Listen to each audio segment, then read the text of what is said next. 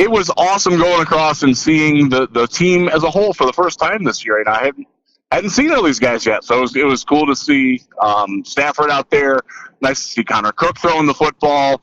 Nice to see just Savage. Seeing Tom Savage, he's a beast. That's all you can say. Yeah. Nice to see my guy Joe Tavai was in action. I got to see the rookies out there for the first time. It was cool. Let me ask you something, and I talked about this a little bit earlier in the show. Taste of the Lions, when I met Stafford, I was surprised at how skinny he is, and he's skinnier than he used to be because he had it. I mean, when he was first, he was a little bit of a chunker. He is, and I'm not saying he's like a scrawn bag, right? He's very lean muscle. He's more he's more Lance Armstrong than Lou Ferrigno, right? Kind of. Oh my goodness, yes. The baby fat is gone from his face. That was like the big characteristic from a long time. People called him Fat Stafford and all that crap. Yeah. That ain't there anymore. He looks like a 30-year-old man. Yeah. And he's certainly not without muscle mass. I mean, that's definitely there. But he is not the same sort of pudgy-looking guy that you used to see. That guy's completely gone. Even from last year, he's noticeably dropped a little bit more off of his frame. So I think that's a good thing. But the people that wanted to see the squeezable cheeks, those are gone. They got me. I just hope he stays. It's not a stress thing. That's my one worry when I saw him. Like how noticeably gaunt he was. I was just worried about the stress of everything going on at home, if that was taking a toll on him at all. But I mean, from a muscular perspective, those muscles are all still there and all still ripped and rippled. But yeah, he just looked a little thinner. I noticed it the most when I tweeted the picture from Taste of the Lions with him. He looked like a little fella. So anyway, all right. So let's talk about OTAs. There was a lot going on, a lot of new guys. Let me ask one more question, and then I'll let Case ask the question about OTAs. Hawkinson. How big is he, Riz? Is he a big, thick, tight end kind of fella, or I'm worried he looks like a little bit lean. Maybe he needs a little of that conditioning at the NFL level to bulk in. He is not like your shredded big guy. He is not Gronk, I think is probably the easiest way to say it. He's not small. There's definitely he's a bigger framed guy, but doesn't necessarily have the huge hulking muscles on him. He's not a guy who's ever going to be on the cover of American Fitness or anything like that. That's just not who he is. But he looked good today. I tell you what, he caught a pass in the red zone in a drill where you could see why the Lions really liked him as a top 10 pick on a play like that from the package that they ran him from. And we're not allowed to talk about exact formations and everything, but let's just say if you're expecting two tight ends, you're going to be very happy. And you're going to be happy that T.J. Hawkinson is one of them based on what I saw today. It's only one day, obviously, but he looked like he belonged, let's put it that way. Right. Okay. So what do you think? We got a new offense. Bevel's out there. Bevel's running the show, putting the boys into new looks, new plays. Was everybody right? Were they doing nothing but running out there? There was definitely a lot of running going on. They look like so I saw the Browns last week, so I'll compare it to that. There's good energy going on in Detroit. I think one of the things that I noticed, and I wrote about it last week at Lions Wire after Patricia talked last week. Patricia is much more at ease this year. He's not as outwardly tense and hostile is the wrong word because he wasn't hostile last year, but he just wasn't all that welcoming. Just seemed like every little thing was bothering him. I don't get that sense from him this year. And sitting in the press room today, one of the big things, he joked with a couple of different reporters on the way out of the press room. Last year, he wouldn't have made eye contact with any of us. So that tells me that he's a little bit more at ease with what he's doing this year. And he actually got asked the question. I think Justin Rogers asked it to him. What's different this year? And he just feels like he's not sifting through everything as much. Like you think it was a newspaper story last year that might have put him on edge? Just maybe a little bit, yeah. And the bozo who wrote that was sitting in today, and I'm nice this year. Well, yeah, it definitely. Yeah, I hate to use the word maturity with a guy who's the age that Patricia is, but that I watched that press conference too, and he really, like you said, he looked like he was much more at ease. And even when it was clear that the reporters were trying to ask slightly edged questions, he was able to laugh and keep going. And that's progress in terms of not being upset, which hopefully that translates into his growth as a leader, as a coach, and all those things. One specific player that's gotten a little bit of hype the first couple days of OTAs, and Tease Tabor, couple interceptions.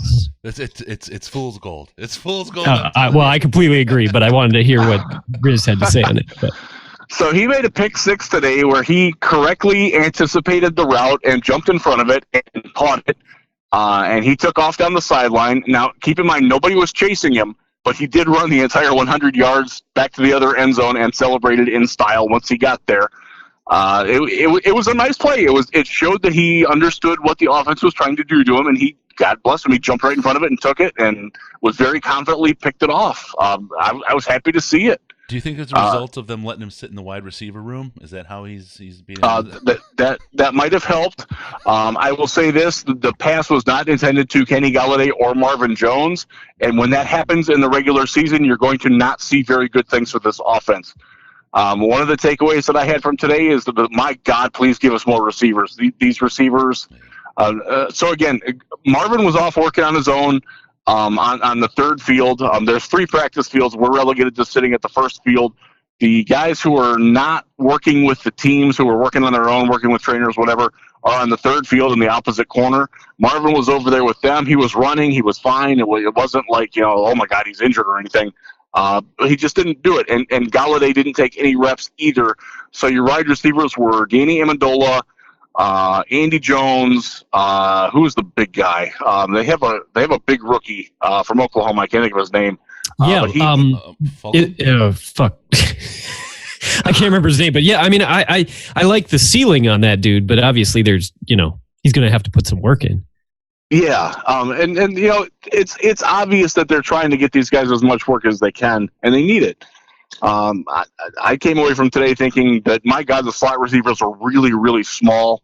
The lacrosse player that that they signed from Bryant College, he looks exactly like Jace Billingsley, right down to the short little legs running at full speed all the time. Travis Fulgham. That's what I said. Yeah, Fulgham's from Old Dominion. He's another guy that's he's got a chance to stick. Both those receivers there, I think. Yeah, did you see Jonathan Duhart too from Old Dominion? Yes, and he's get 2 people from Old Dominion the same year. Did we just like scout like 4 places and get guys from there, and that was it? Is that really what happened here? I mean, these guys are legit. One of Fulgham was at the Senior Bowl. Duhart was at the Shrine Game and did well there. Yeah. They're both big guys too. So there's a. Honestly, I think they're probably fighting for the same roster spot. Mm-hmm. Let's just say that I'm not pleased with the wide receiving core the way I saw it today. It was like watching last year when Andy Jones and Brandon Powell were your starters. Now having Amendola in there is better, and I do like the depth a little bit better than last year. The dude from Franklin College who didn't make it last year, he's back. And I like was I'm blanking on names, and I apologize. I can't look it up because I'm driving. We'll try to help you. He had some moments today. He's wearing number 17. He had some positive moments today. I had a couple of pluses next to his name on the roster sheet. But again, if you're looking for a downfall for this offense, it is certainly at the wide receiver position. Dantes Alexander, is that the one? Yes, thank you. That's it, Alexander. We saw that coming, didn't we? I mean, it's one of the things we talked about, and there were so many other areas of need that we were poking at with this team, but wide receiver was very quietly the one place where we thought we'd get a guy along the way that would really kind of set things up, and that just hasn't happened. I guess no one's really stepped up yet. It's early and it's just OTAs, but I have been super excited about that position and anyone we've gotten in it yet. If you ask me what the number one need for this team is, there is absolutely no question is wide receiver on either side of the ball. It is the most glaring need, even if Galladay and Marvin are 100% healthy. They still add the depth. It's unproven at best, and I'm not sure how much they can prove with the depth that they've got. I mean, there's some promise there. There's some potential. But my God, when you look at it compared to other positions, and maybe it's because I came from Cleveland a week ago, where their fifth wide receiver is Antonio Callaway, and he's really, really good. He's probably better than anybody that's on the Lions right now. That maybe that shades it, but the stark lack of depth at wide receiver, man, it's scary. Did you one guy? Hang on, real quick. One guy who is still out there is Crabtree. Oh, Michael, I think he's going to be. I honestly think he's a ring whore, and I'm not sure that ring whores are going to look at Detroit this year. Gerald McCoy is the same way. There's a lot of people that are clamoring for him to sign. First off, I don't think he would start in Detroit, and he's not going to do that. But he's ring whoring. He's made no bones about that, and Detroit is just not going to get that kind of guy. That's not where this team is at right now, status wise. Sure. There's Kelvin Benjamin out there still. So, my God! Let me ask you. We don't need tackle depth, kid. Let me ask you. We already got a snacks. One of the things we thought about was that these tight ends were going to help offset some of the need at wide receiver. In what you saw out there today, did you see? I mean, we heard a little bit about Hawk. What about Nada? What about some of the other guys? Did we see anything there that leads us to believe we might see some of that, or do we definitely need to really be worried still?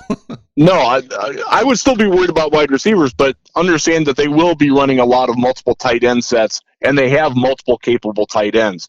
Hawkinson looks like a guy who can catch 60 passes as a rookie. That wasn't there last year. Right.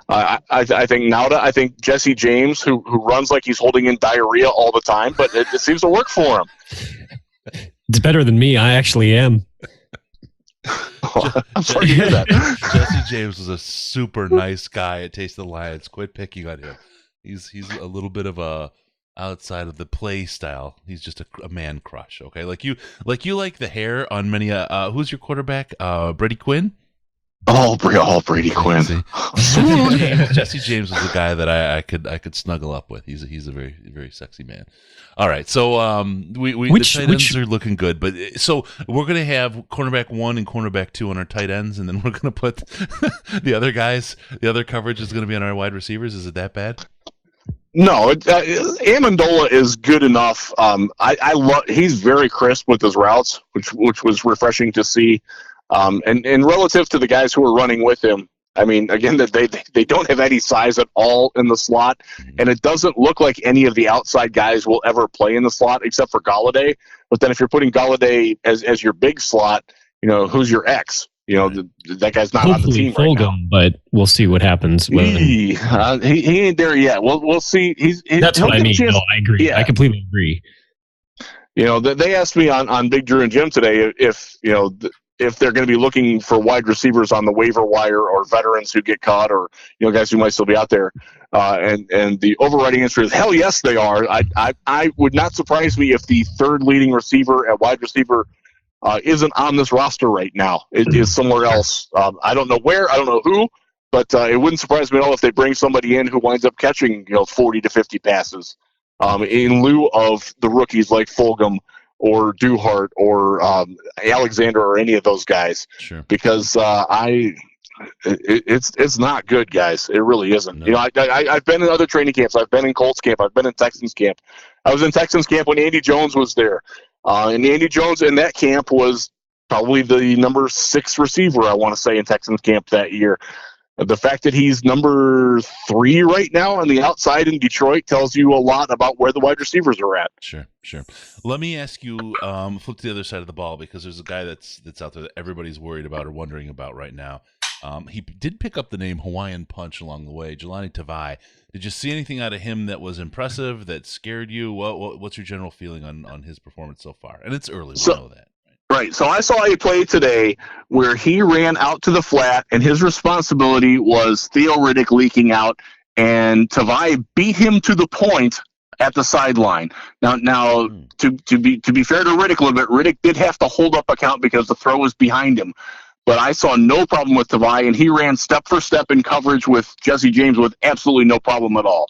So if you're worried about a guy who you think is a plotter, he's certainly faster than that. And he's going to be coming from. I don't see him lining up. He's going to be next. I can't give away formational stuff, but he's going to play next to Jared Davis a lot, and Davis is going to be the chase guy, and Tavai is going to be the guy who hangs behind and plays the middle of the field in those formations by and large. God, Michigan, clear up the dead deer off the fucking side of the road. I've seen like 8 of them now in the last 10 minutes. Sorry to get diverted. It's scary. Oh, God. Get your road crews out there. That reminds me of a Riz moment I got to bring out. So Strohs takes his shirt off. I took my belt off, and I'm primed and ready. Oh, Strohs, my man. Oh God, there's so many great Riz moments. It's awesome. Yes. So I was happy to see Tavai today. I thought he looked. If you're questioning his athleticism, you need to see him in person, because today that was not evident. Now it's one day. It's a controlled practice. They're not in full pads. He's wearing shorts. He's got the hair flowing out of the bottom of the helmet, but he looked like a guy who can start in the NFL, physically and athletically wise today. I'm not worried about the speed. Again, I was not all that worried about to begin with, but after seeing him in action today, relative to tight ends and the guys that are around him, he's every bit as fast as Jalen Reeves-Maybin was today. Will that hold over? Hopefully, but today I wasn't worried about it. For sure.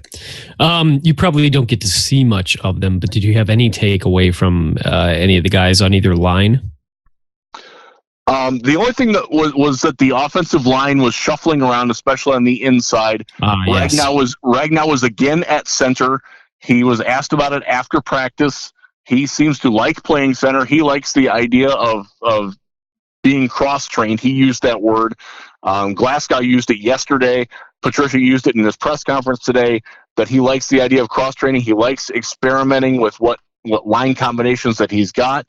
It wouldn't be a surprise if Graham... Even if we went into the season... Sorry, real quick. Even if we went into the season with Glasgow at center, if we don't have Ragnow, we don't have a backup center. Right. Well, Leo Kolo-Matangi is still there. For what it's worth. Forgot about that. It would not surprise me if Frank Ragnow is your starting center, Graham Glasgow is your starting right guard, and they're plugging Ibushi or Joe Dahl in at left guard. And I think that's probably a little bit better, because if you're playing to the strengths of your line, Frank Ragnow is a better right guard than he is left guard. Or Glasgow, if you're moving him there. Patricia talked up big time his length at guard and how he likes that, playing at guard more than center. So that's something that we got to watch going forward. Is Ragnow as your starting center, and Glasgow possibly taking over for Lang at right guard. And I think Kenny Wiggins' game is a little bit better suited for left guard than it is right guard. He's a little bit more of a finesse player. You generally have that as your left guard. It'll be interesting to see how much they keep tinkering with that. Tyrell Crosby sure looks like he's only playing tackle, and he was playing left tackle today exclusively, which is fine. I'm fine with I'm fine with that. And I had this discussion with Kyle Meinke and Jeremy Reisman of Pride of Detroit, and Chris Burke from The Athletic. We were all talking about it. We're like, okay, you know what? If that's their plan, if he's their swing tackle, fine, leave him there. Don't mess with that. Yeah. And we all seem to come to that same conclusion today, and it sure looks like they're okay with him at being the third tackle. And by the way, that role tends to get a lot of work in the NFL these days. So I'm good with that. Okay, 2 things. First of all, if you could have seen both Chris and I's faces when you said Joe Dahl, our eyes just both went like... I had to be reminded that he was on the roster today, because I'm like, that's Joe Dahl. Okay. All right, he's still here. Okay. The Looney Tunes bug eyes going at that point. Second, no, I agree. I definitely am fine with sticking one guy as our swing tackle, and I agree that that's a position that unfortunately gets a lot of usage, especially since we know that Wagner hasn't always stayed healthy, and neither has Decker. Now I completely forgot what my other point was, but it was something else about the offensive line. One thing though, as we were listening to some of the clips today of the players talking, you were right, Riz. Ragnow was talking about it. That conversation with Ragnow was all about he is the starting center. It was like, wow, that's pretty conclusive the way they talked about it. And then Mike O'Hara is the best foil or the best straight man. I don't know. He's absolutely great. I love Mike. Yeah, I do too. He's fabulous. He popped in with Stafford and he's like, so you got Frank Ragnow playing a center, and Stafford steps up and says, "Oh, whoa, he knows something I don't." Right? Totally right. talking about the try, right? They talked about it, right? But it's all about positional flexibility, is what they're saying. But this time last year, when Ragnow was playing left guard, if everyone remembers, we were like the same thing. Well, this is just about positional flexibility. They're just playing around. And then he wound up playing right or left guard the whole damn year. Yeah, I really did think like, there was a very good chance he'd end up center and Glasgow would get moved out. Glasgow snaps the ball funny. This doesn't make sense. Why isn't Ragnow where he goes? Ragnow did say today, and again, we heard it earlier, he loves calling those plays in offense. That's the thing he loved about it, about his position in college. So I think he's well suited for that, and building the line around him and putting him in that position is good. I don't think that wherever we land on this, that it's bad that he winds up at center. I think it's probably the best place for him. Someday he will be our center, I suspect. Oh, yeah. Yes, I agree with that. And whether or not I think he would be happy to have it be this year. And I don't think either that Graham Glasgow would have a problem with that either. I think Glasgow is secure enough in his game that he'd be happy moving to guard if it makes the team better. I get that total team vibe from him, and I got it from so I was standing within arm's reach of Mike when he was talking and asking that question, and Ragnow's reaction was like, yeah, okay, it sure seems like he thinks he's going to be the starting center. Without saying that he is, it sure looks that way. And one of the things, and this is a thing we talk about a lot with players in the NFL, is how much they're accepting of these changes of roles. People talked about Slay and taking another, like putting Patrick Peterson across from him. He would be jealous or whatever else. But Ragnow and Glasgow sat next to each other at Taste of the Lions and were like brothers. They were like old friends. Yeah, they're boys, man. Oh, yeah. They're definitely boys. Cool as hell, and you can tell didn't seem to be any tension or stress about who was playing what position. So I'm happy with where they lined up. Oh yeah, I'm very comfortable with 4/5 of our starting offensive line being returning from last year, and if Wiggins, if because he fits in, and I tell you what, he fits in personality wise with those guys pretty well. I don't know if he can play to that level, but he sure seems like they like him. It's much less. I'm much less worried about the offensive line than most fans who are going to listen to this and who will watch the Lions this year. I'm in agreement with you. And keep this in mind. Last year was the best offensive line that Matthew Stafford has ever played behind. No question. The only possible one would be the year where Dominic Raiola had that late career hiccup where he was really, really good that one year. That was 2011, wasn't it? I believe it was. That last year is that's the only other year that comes close to the offensive line play that he had last year. But they couldn't run block for shit. Right.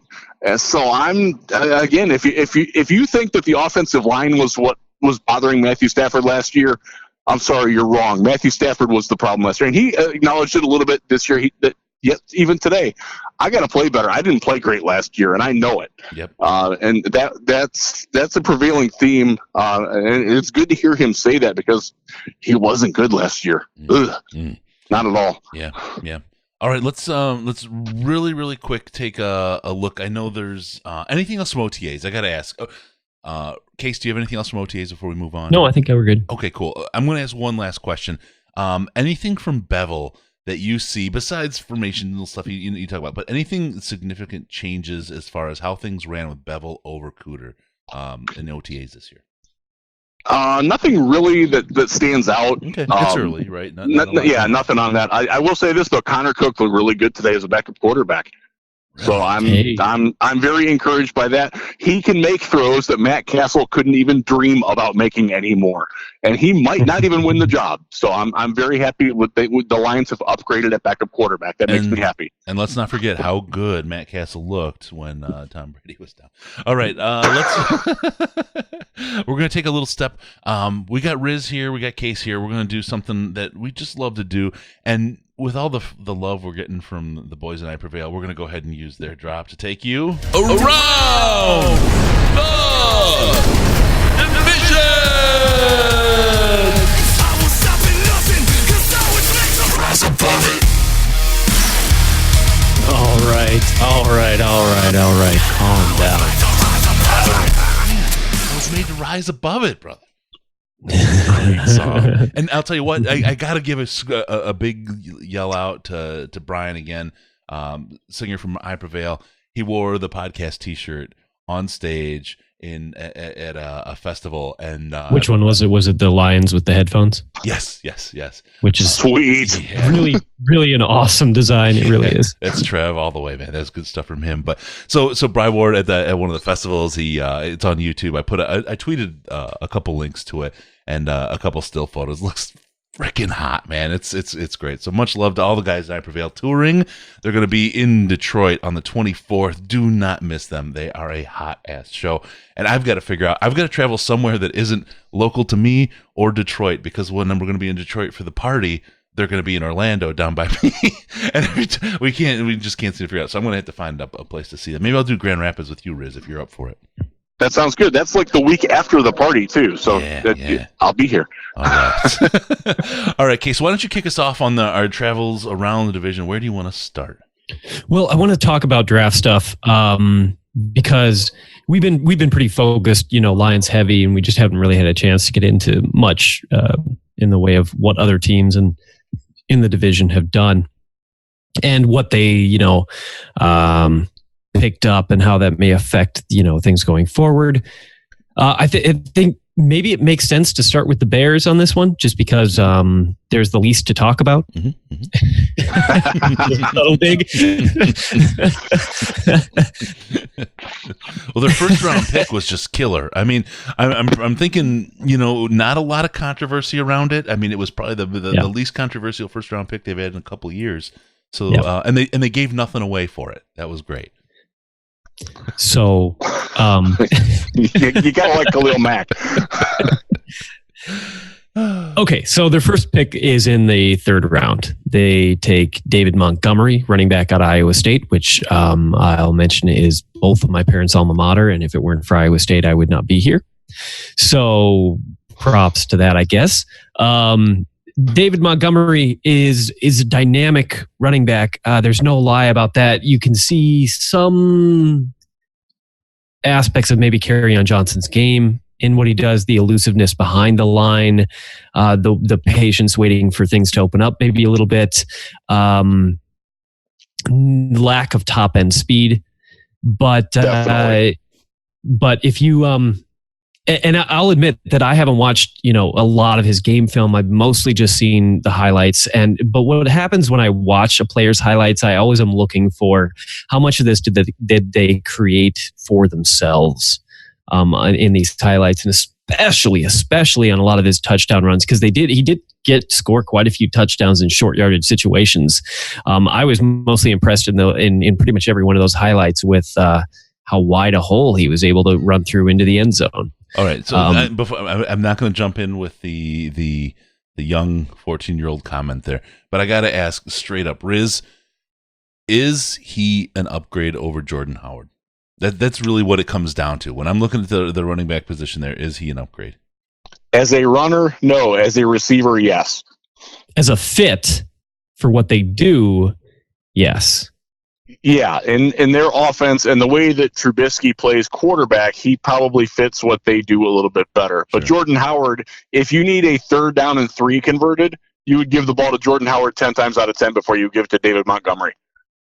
Right. And you're right. That's the piece about it, because on 3rd and 3, the Bears with Trubisky don't want to run the ball. They want to throw the ball. Right. They want to move. They want to get Trubisky out to the outside. Yeah. Or a run pass option or something like that. And he can do that.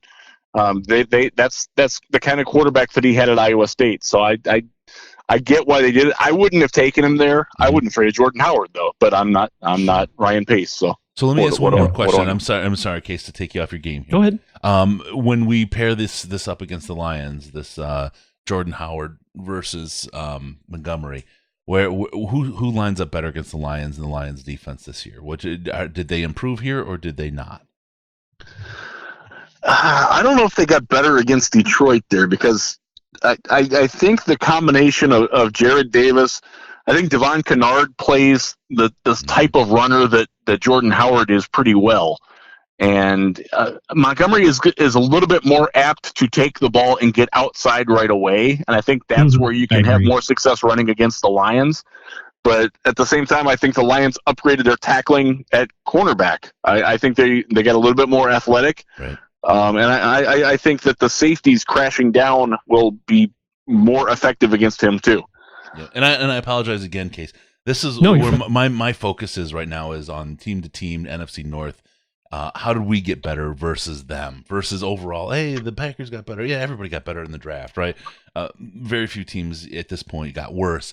But where do we pair up against them? How do we all, with the differential between who got better against the Lions? And hey, they may be better overall, and against the rest of the league, that's great. But if the Lions are better as a result, that's what I was trying to poke around for. I think the addition of Flowers, who sets an edge better than what we had most of last year, would also help a little bit in containment of those kind of backs who like to bounce outside a lot. He's a little guy too. But just in general, because nobody's going to run up the middle very well against us. In theory, no, they're not.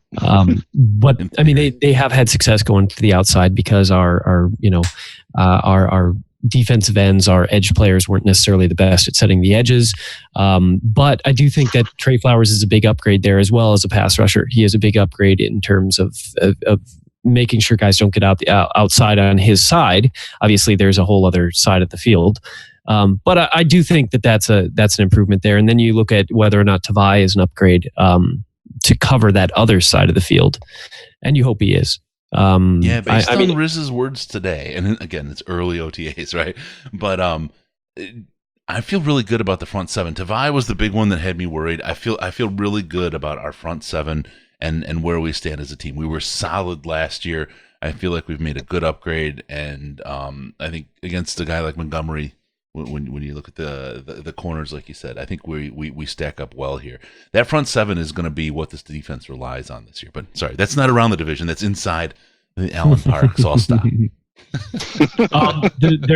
Their fourth round pick was Riley Ridley, younger brother of Calvin Ridley, who plays for the Falcons. He is so unathletic. He tested terrible, and it shows on film too. He is not his brother. He is not a dynamic athlete at all. This is a guy that Nevin Lawson would have matched up beautifully against, but he's gone now. He calls himself, and if he's calling himself it, then it's sort of a. He calls himself a technician. That's. He is a good route runner, but he's not going to be. He's going to be a guy who's like ceiling is probably a number 3 who can move the chains for you sometimes. With a matchup against somebody who just misses a step on him or something like that.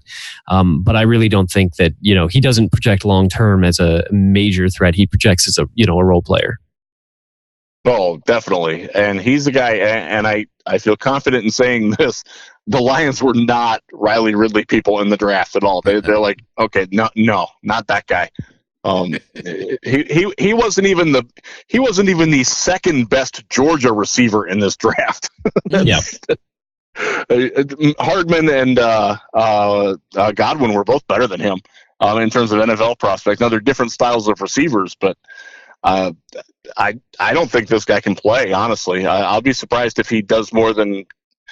I think his career peak is what T.J. Jones was for the Lions last year. I think that's the kind of guy that he is. Sure. Yeah. Okay. Well, they had 3 more picks, 2 cornerbacks, neither of which I know anything about. One running back who projects mostly as a special teams guy if he makes the roster. So a 6th and 2 7th rounders. I don't know that there's much that really needs to be said about those unless Riz has any strong opinions on them. Who are the cornerbacks? I can't look it up right now. Hang on a sec. It is Duke Shelley and Stefan Denmark. Oh, Denmark is a serious athlete. He's a project, but that guy has some serious potential. He's a guy, I know the Browns were high on him. A guy that he belongs on the practice squad, but he can play down the line. There's something there with him. So they're building for the future. They're really good on defense. And I don't want to oversell that, but they won the division last year because their defense was really good, and they're still really good. Kareth White Jr. is the running back. I couldn't tell you who that is. I couldn't either. Huge pickup. All right. Okay, so I'm going to skip over the Vikings and come back to them. But we'll move to the Green Bay Packers. Obviously, first-round pick, Rashawn Gary, defensive line, and he was the kind of guy who got projected anywhere from like top 5 by some to maybe falling out of the top 20 by some, and he seemed to he bounce back and forth and back and forth. He seems to be a really head-scratching pick in terms of fit for the Packers. What I will say real quick before Riz takes over on this one is that I listened to a Packers podcast today while I was at work and got their perspective on it. And something that the guy, it was Pack-A-Day podcast. I'd never heard of it before. So was that his RAS score and his what's the other one? The other athletic score? Spark, that's the one, are off the charts. And Packers have a history of using those kind of metrics, and not necessarily say that they specifically go by those metrics because they may not even know what those are. But that the players they pick tend to be players that are very high in those metrics. Yes. And so it makes sense in that way. Well, one of the things that came out today was that one of the players who was super sparky and a huge RAS guy was their second-round pick a couple of years ago, their safety, Josh Jones. Yeah. I saw that. They're ready to get rid of him. So they have drafted 2 full secondaries in the first and second round in the last 5 years, and almost none of them are still with the team. That's crazy. That's crazy to me. Absolutely insane. And I mean, and so much treasure spent, right, on guys that are not making it. And this is what killed Mayhew. Besides the fact that we couldn't develop players and the coaches and all that, he'd hit 1 guy or 2 guys, but otherwise none of the guys lasted longer on the roster longer than 3 years. No, and Ted Thompson was a wonderful GM for a very long time. He lost a hell of a lot off of his fastball late in his evaluation career. And change-ups, my friend. Yeah, I mean the best of those, the best guy that he took was Demarius Randall. The last coach didn't like him and sent him to Cleveland for Deshaun Kaiser. Wow, so I mean they've had.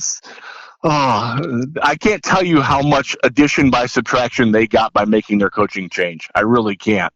And talking to a couple of guys who are in and around the Packers all the time, it's more than what the difference between Rod Marinelli and Jim Schwartz was. It's like they had so tuned out Mike McCarthy, and both the offense and the defense knew that he was just worthless to them, essentially. So no matter what questions you have about them hiring in a rookie coach, it's going to be better than what they had last year. Yeah. There's zero doubt in my mind that they're going to have a much better coaching staff than what they did last year. And the best. Now, where does Rashawn Gary fit into that? I don't know, because Mike Pettin likes he's a base 3-4 guy who stays in the base 3-4 and uses the outside guys as real outside guys. That's not Rashawn Gary's game. And he steadfastly refuses to play with a hand in the dirt. He does not want to do that. So I don't know where he plays. If they're playing him as the Clay Matthews replacement, good luck with that, because that's not him. I don't get the fit for it. I really don't. I love their defensive down line. Kenny Clark, Mike Daniels, those guys are great. But I don't get where he fits into that team. They would have been much better off taking Chase Winovich than Rashawn Gary. Yeah, no, absolutely. Winovich, that's a whole different story. And the one thing that, as a non-Packers fan, as an FTP fan, that you can hope for is that absolutely they're better through addition through subtraction. But the Aaron Rodgers factor, if he can sabotage this coach's career through his Aaron Rodgers-isms, then I think there's a lot of satisfaction to be had for Lions fans there. But otherwise, this is a sad story for us. Yeah, I said it on a radio spot yesterday, and I was on the spot in was it Bossier City, Louisiana, which is like Saints territory. But we actually wound up talking a lot of. No, that's like it's like out in the middle of nowhere. Northwest. Yeah, it's yeah, exactly. You need a fan boat to get away from the Gators. But we were talking a lot of Frank Ragnow because he's from near that area. Yeah. But I said on that show that the Packers are probably the most improved team in the NFC, and I do believe that. Getting Preston Smith and Zadarius Smith, those guys are both really good. I actually would have preferred Preston Smith to Trey Flowers in Detroit. He's a little bit of a different player. He's a little bit more of a power-oriented player, where Trey is a little bit more versatile. But they got so much better this offseason. It really pisses me off that they did. There you go, guys. It's not going to be 34-0. It's probably going to be 21, 23-0. The best we can do. All right, Case, take us on. Well, okay, so they had a second first-round pick a little while later. And I'll be perfectly honest, I don't know as much about this guy, and that is Darnell Savage. He wasn't somebody that was like... He wasn't somebody that I ever saw the Lions having any interest in, so I didn't focus on him nearly as much as I did on Gary in the pre-draft process. Maybe, Jeff, you can give us a little bit more insight on whether or not he's a fit for them, what he brings to them, etc. So they took Demarius Randall, who's a college free safety at Arizona State, and instantly installed him at cornerback. And that appears to be what they're doing with Savage as well. He was a free safety at Maryland, but it sounds like they are going to play him, if not at cornerback full-time, at least part-time. And I think, by the way, that's what the Lions are going to do with Will Harris, the same sort of thing. Savage can fly. He's got wheels. He has some decent ball awareness skills, if not ball skills. I like him. I think he's a good player. I think the fact that Jones wants out is directly tied to Savage's presence as well. I think that so I it's a little high for him. I thought he was a solid second round prospect, but I get where they need it, because they keep swinging and missing with all these damn cornerbacks all the time. So he will. It wouldn't surprise me at all if he starts and is better than the starter that they had there last year. There you go. All right, Case, where are you taking us now? Are we still in Green Bay? Well, yeah, we better talk about a couple other guys they've got. Jace Sternberger, tight end. He was, one of the top tight ends in this draft. Not a strong blocker at all, but he might be he has potential to be the best receiving tight end, at least fit and growth potential wise with the team that Rodgers has ever had. Now, I mean, Rodgers both had Jermichael Finley and Jimmy Graham at one point, and they're probably, they were both excellent receivers in one way or another. Sternberger may be a better click with what they're trying to do. He could be. The big worry with him was that he was an absolute nobody until about week 3 last year. And he caught 2 passes in 2 years at Kansas. Kansas sucks, and he couldn't play at Kansas. And all of a sudden, in Jimbo Fisher's offense at Texas A&M, with a decent quarterback, but a scheme that's very friendly for guys of his skill set, he thrived.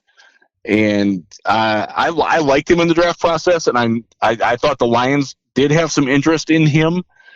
He is definitely a receiver only. He is he's not the athlete, I don't think. He's a long strider. He's not a guy who's going to get open quickly, but he can really stretch the seam, and Rodgers loves those guys. So I think he's a solid fit for what they do. Again, he's not T.J. Hawkinson. I don't think he's close to the all-around player that T.J. Hawkinson is going to be. I think Hawkinson is going to be better in the red zone. But for a guy who can move the chains in between the 20s, I think they got a good one in Sternberger. You're killing me here. You are not making me feel good about the demise of the Packers that I so prematurely predicted here, Riz. We're going to talk about this off the air. Well, this next one might at least, lighten the mood a little bit on that. And that Kingsley Keke, Sternberger's teammate from Texas A&M. Yeah. There's similar issues, I think, maybe between him and Gary in terms of how the hell are they going to use him? Yeah, I because I thought he projected as a 4-3 defensive end best, but I mean, I don't know. He's not somebody I scouted like in great detail. Yeah, he strikes me as the guy who's going to back up Mike Daniels, and I don't think he's going to see the field a lot. But yeah, he's another. Their defense, how they run their defense, is going to be interesting to watch this year because they have some good pieces, but they also have some pieces that are like, I don't know exactly what they're trying to do there. They're definitely going to be bigger than they used to be. Whether that works for them or not, we'll see. Mike Pettin is a blitz happy guy, so again, Keke doesn't really fit that. Gary doesn't really fit that. Their inside linebackers aren't good at that, so I don't know. They'll look. If Aaron Rodgers is healthy, they're going to be a lot better than they were last year. There's no question about that. Yeah. And I do think their secondary is better than it was. Essentially swapping in Amos for Clinton Dix. I think that's a positive move on their part. I agree. Unfortunately, and the other unfortunate part, I don't think it hurt the Bears as much as we wanted it to because they have enough depth there at safety, which is frustrating. We talked about this at the party last year, Chris. It made a big impression on you when Jim Brandstatter said the other teams got better too, and I think that is something that has to be preached with this. With the Lions this year is that, yes, the Lions are a lot better, but look around the division. Other than Minnesota, which I don't think got a lot better, I don't think the Bears got better at all, personally. The Bears probably did not get better either, and they are primed for a fallback, and that will be sweet for some of their obnoxious fans. That'll be very nice.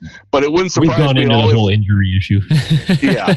It wouldn't surprise me at all if the Bears and Packers swapped places this year. The Bears were 12-4 last year. Yeah. Wouldn't surprise me at all if the Packers went 12-4 this year and the Bears dropped back to being, it won't be.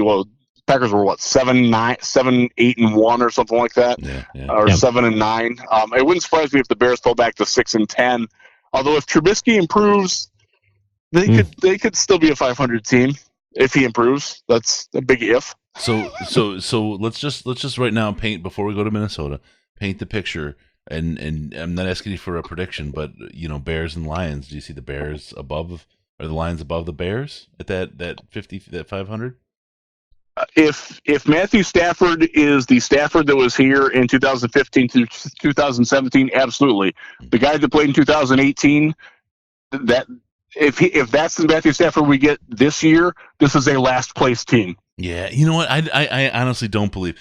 I'm gonna, after everything else we've seen, I just really have put my money on the fact that this was really a Jim Bob Cooter thing. That Stafford's performance last year was, everything was figured out by everybody else. And I mean, if everybody at home could sit home and tell you what the next play was, that the other teams have figured this shit out. I just feel like this is a whole different schematic piece that's going to help him be way, way better and be the Stafford that we know and expect. I'll defend Stafford on this too. His back was worse than what he let on last year. He played through a back injury. That is not an easy thing for a quarterback to do. No. So I will give him credit for that as well. And based on how he looked physically today, he's swinging the ball around just fine. So I'm not I'm not worried about that. I am worried that he gets locked in on the wrong receiver, that the offense will be a little predictable, because Darrell Bevell's offenses have always been predictable. That's kind of what he is. It won't be the Jets calling out the plays in the first quarter of the first game, but it will be, okay, we have a pretty good idea of what the Lions are going to try to do offensively. And can Stafford rise above that? Yes, he's shown that in the past that he can, but he does need to show it again. Which is a great throwback to how we opened around the division, that rise above it by I prevail. Just got to put that in there again. There you go. All right. Case, take us to the next. Three more guys. I'm just going to say their names for the Packers, and if any of them mean anything of major significance to you, Riz, go right ahead. Kadar Holman, Dexter Williams, Ty Summers. I like Kadar Holman from Toledo. Feisty cornerback, has ball skills, has attitude. Reminds me some of my boy Brian Body Calhoun. You guys know he's one of my favorite players. He's not. Picture if Quandre Diggs didn't tackle well. That's the kind of player that Kadar Holman is. I don't like it. I like Quandre Diggs because he tackles really, really well and hits really well. Yeah, he does. He looked good today too. I love that dude. He's so good. He's really, I have to be 100% transparent here. When we first signed him, I was like, meh. But he has stepped up, and his game when he moved, everything just changed. And I have a little bit of a man crush on Quandre. He's really got it going on. He's a good dude, real good dude. I loved writing the story last week about him presenting that jersey to that woman who lost her Q Diggs jersey when her house flooded. That was awesome. Yeah. What a guy. He is both hot on people who need some heat and cool as hell for people that need a cool man in their life. He's got it all. He's a really cool guy. So, all right, Case, take us to Minnesota. Let's get some giggles in.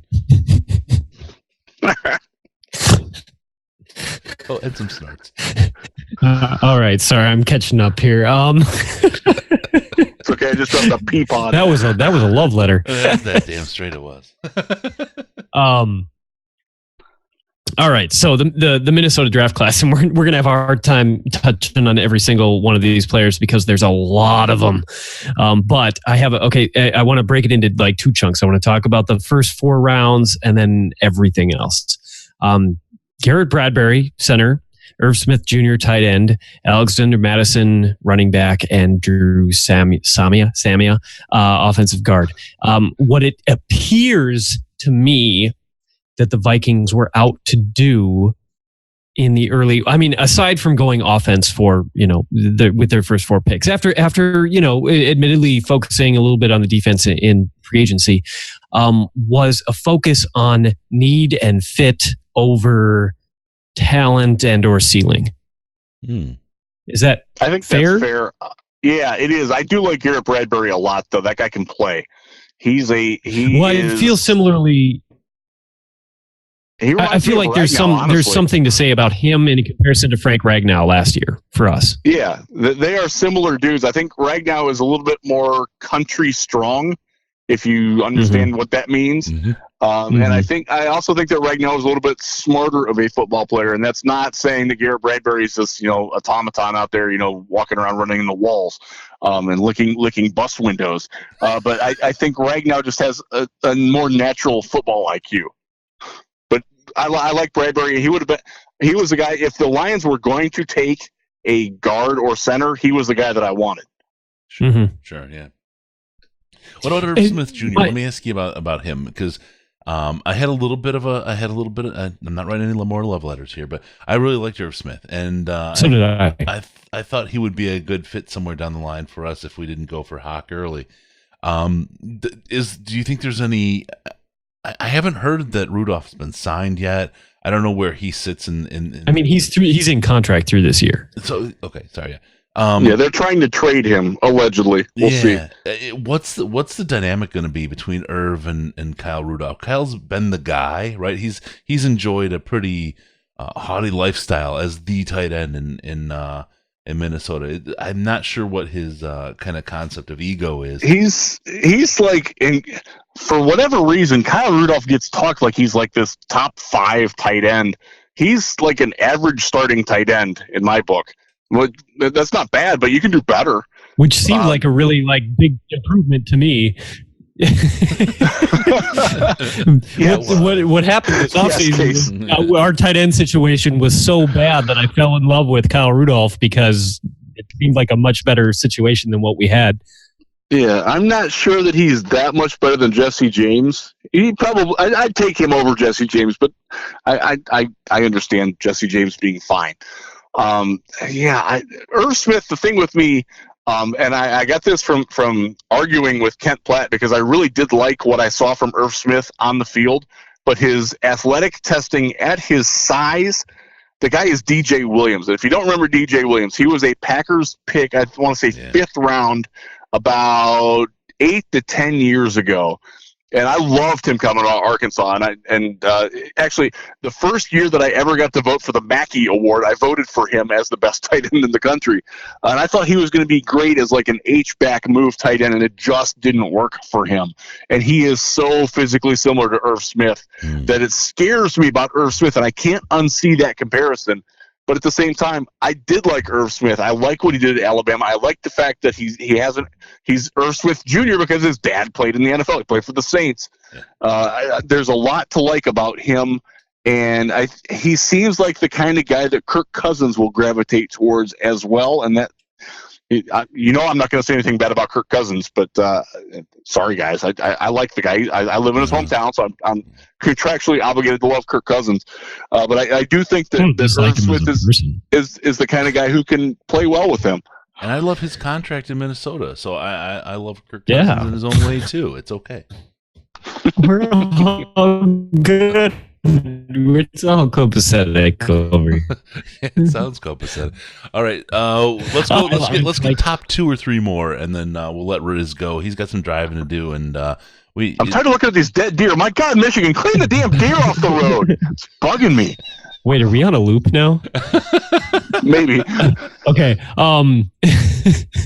Alexander Madison, running back. This one's probably the big head scratcher of their. What's that? Former president, relative of Spiro Agnew. Sorry, oh my! I had to go hitting that Daniels a little hard over there. Aren't we? Okay. It's a good reference. Come on. Riz knew who Spiro Agnew was. Come on. I know who Spiro Agnew is. You do now because you looked it up. All right, go ahead. Samuel Adams. Okay. Alexander Madison. No, same guy. Running back, Boise State. This is probably the biggest head scratcher of their draft. And even I think most Vikings fans would agree with that. It's not that he's a bad player, and I think that this pick probably epitomizes that need and fit over talent more than any other. They want him to be the replacement for Latavius Murray in this offense, but he's just not that impressive. He's Zach Zenner. Don't talk him down like that. They just took Zach Zenner in the 3rd round. I don't get that either. I love Zach Zenner, but I wouldn't have loved him as much, as a 3rd round pick. Exactly. that one of the reasons why Lions fans love him is that he's an undrafted free agent who has stuck around. Right. If he had the expectations of being a 3rd rounder, that would be different. If Eric Ebron was a 3rd round pick, people would have loved him. They would have jizzed all over the place every time he caught a ball. But no, because he was a top 10 pick, he sucks. It's all the framed perspective. Yeah. But he did. Forgive my jism resonance. No, it's okay. He's just not. He's strong, but he's not particularly fast. The one feather in his hat really that I've been able to find is that you can claim that when he gets more carries, he gets better. And, he does. And the same thing could be said of Zach Zenner. Jelani Tavai, by the way, whacked him hard when they played, not this past year, but the year before that. If you can watch that Hawaii Boise game, Tavai puts a serious, it's like one of Tavai's best highlights is slamming that dude. Yeah. Yeah. Nice. All right. So the next guy, offensive lineman, Drew Samia. I'm not sure if I'm saying that. Samia. Okay. Yeah. Thank you. It seems like a depth offensive line pick, which again, major need for them. It's just not like Is the top end And is the ceiling there to like? He is starting upside. He's not there yet, Okay. but he's a guy. He's better than Joe Dahl when Joe Dahl. Now they're very different players. Sami is a power player, where Dahl was sort of a strong guy who played a finesse game. Sami is kind of the opposite of that. He's more of a power guy who doesn't necessarily have the natural power to do it. From what I saw at Oklahoma, anyways. Now some of that is the fact that he played next to brute thugs at tackle. Brown last year and Ford this year. I mean, those guys are just street fighters. He has that sort of mentality. He wasn't a bad pick. It's a good value where they got him, and they certainly need depth on their offensive line. I won't argue with that. Okay, so we'll play this game again because the Vikings have 1, 2, 3, 4, 5, 6, 7, 8 more picks. They had 12 total picks, which is the most in franchise history, I believe. Anyway, since they moved the draft to 8 or 7 rounds or whatever. So let me just run through these names and positions, and then after I do that, you can jump out with whatever, if any of these guys like stick out significantly to you. There's Cameron Smith, linebacker, 5th round. Armin Watts, defensive tackle. Marcus Epps, safety. Oli Udo.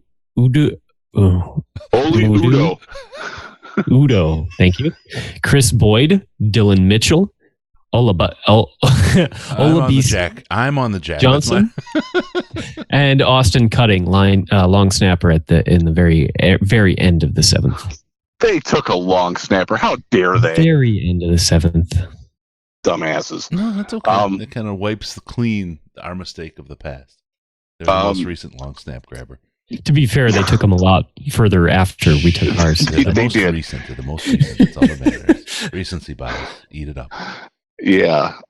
He wasn't the first long snapper taken either. Now that I think back, didn't the Jets take one in like the 5th round? Probably. Dumbass. I wish we were in the division with the Jets. My God, what a freaking train wreck that organization is. Trade places with the Patriots. God, we would. Oh my God, we'd have won the division like more often than not. We wouldn't have the Patriots record, but we would have won the division more often than not over the last decade, I suspect. We certainly would have gotten a couple of free wins every year. Yeah, that would have been nice. Yeah. Of the guys you mentioned, Armon Watts was somewhat intriguing to me. I think he's a capable rotational guy, and that's what you're looking for. And he's a 5th rounder, wasn't he? That's sort of 6th. 6th. Yeah, that's actually a little bit later than I thought he would go. Who was the first guy that you mentioned that I blanked on? Cameron Smith, linebacker. Cameron Smith, linebacker, USC. Yeah, he didn't stand out to me all that much. I think I'm going through my Rolodex here as I look at dead deer along the side of the road. I think he is a coverage backer. I could be wrong on that though. When I read quick bios on a lot of these guys that they picked, it seemed to me like they flipped the script because through the first 4 rounds they were focusing very much on need and fit, whereas in the whole 5 through 7, 8 picks they had, it seemed to me that there was a much bigger focus on ceiling, but not necessarily immediate impact. Guys who could be project guys, and not all of them might even make the roster, but they could afford to do that with the number of picks they had in rounds 5 through 7. They could afford to just kind of go out on a limb on several guys who had the athletic high end potential or whatever it was. That I'm not going to fault them for that strategy. No, and Oli Udo is that kind of guy. He was at the Shrine game. He actually did well enough there that he got promoted to the Senior Bowl. He's really long, has some tools. He is sort of remember Cornelius Lucas? He's of that ilk. Probably has a little bit higher of a ceiling than that, but that's sort of where he's at right now. Excellent. I think that's around the division. Ooh. As far as I'm concerned. Ooh, that's a long trip, man. You guys really did it this time. Hey, Riz, how do you like your podcast shirt? Dude, I love it. It's awesome. You really make it look good. So I wore it to one of my son's AAU tournaments, and somebody actually came up to me and was like, "Hey, man, I've listened to that. Are you the Riz?" I'm like, yes, I am. Thanks very much. Awesome. I'm the Riz. New York folks would know him as the Wiz. Hey, no, but folks, if you don't know, nobody beats the Wiz. That's right. He's right next to Five King. people just got that. Oh man! All right, so yeah, it's a great deal. Check them out. We got all kinds of shirts. We got some new ones. We got the new Sons of Anarchy, Sons of Patricia, Detroit original rip. It's not a rip. It's just a kind of in that theme. Really good. He's got his pencil. It's a great looking shirt. Got some Game of Thrones shirts. While we all saw the finale, and we won't talk about that so much. Some really really good looks there, as well as the regulars. The one Riz is talking about, showing off that sweet Lions logo. Check it out. DetroitLionsPodcast.com. Hit the store button. Go get your shirt. Represent the brand. Represent the Lions, and make yourself look cool with something that not a whole lot of people have. I mean, we sold a lot of shirts, but you're gonna stand out as something special with one of these on, and you'll see some new designs coming out. So get yours now. Check it out. DetroitLionsPodcast.com/store. Riz, thank you so much, man. We love you. We love you for coming on the show again, and we'll talk soon. All right. My pleasure. As I enter Ionia County, I bid you adieu. Look out for the deer.